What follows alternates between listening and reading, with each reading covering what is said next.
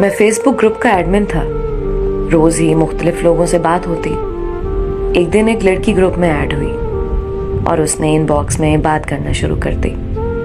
میری عادت تھی کہ میں اپنی بہت ساری تصاویر اپلوڈ کرتا.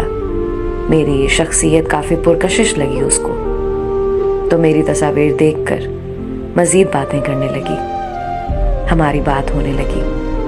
وہ لڑکی مجھ سے محبت کر بیٹھی. میری منگنی ہو چکی تھی اور منگنی اپنے ایک بہت گہرے دوست کی بہن سے ہوئی تھی. ایک دن فیس بک والی لڑکی رہ نہ پائی اپنی محبت کا اظہار کیے بغیر. اس نے مجھے میسج کر دیا کہ میں بہت چاہنے لگی ہوں تمہیں اور تم سے دیوانہ وار محبت کرنے لگی ہوں.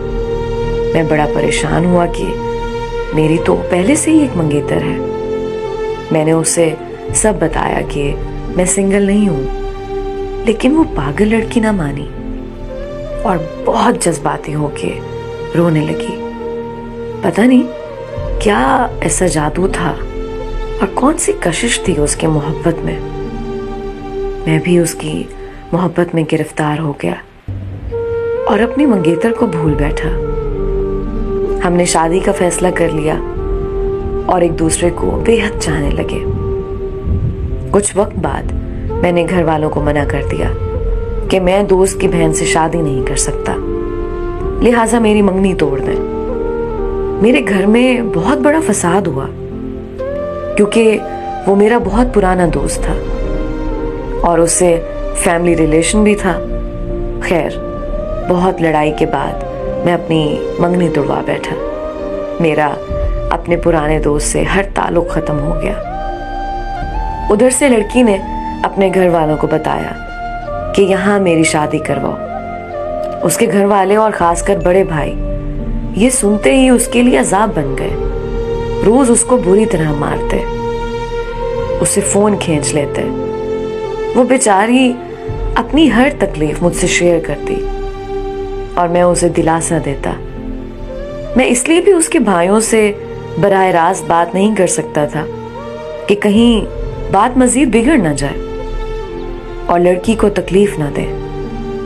بس میں اسی خوف میں رہا، لیکن وہاں حالات مزید برے ہوتے گئے اور لڑکی بہت ڈپریشن میں رہنے لگی. ادھر میں نے رشتے کے لیے اپنے گھر میں سب کو منا لیا. میری امی میری خوشی میں راضی ہو گئی.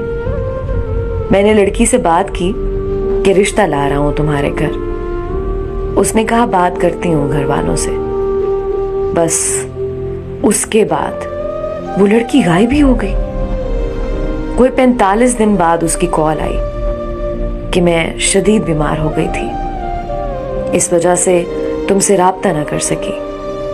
میں اسے ناراض نہ ہوا اور بات کرنے لگا. بات ہوتی رہی اور کال بند کرنے لگا تو وہ بولی کہ پلیز جب تک مجھے نیند نہیں آ جاتی کال مت بند کرنا. اور میں نے ایسا ہی کیا. اس دن کے بعد وہ پھر غائب ہو گئی اور آج تک اس نے کوئی رابطہ نہیں کیا. میں آج تک اس کے انتظار میں ہوں. اس کی خاطر سارے رشتے ختم کیے، بہت تکلیف دیکھی، اپنی منگیتر سے منگنی توڑ دی، اپنی پرانی دوستی ختم کی، اپنے رشتوں سے لڑا اور ملا کیا؟ کچھ بھی تو نہیں.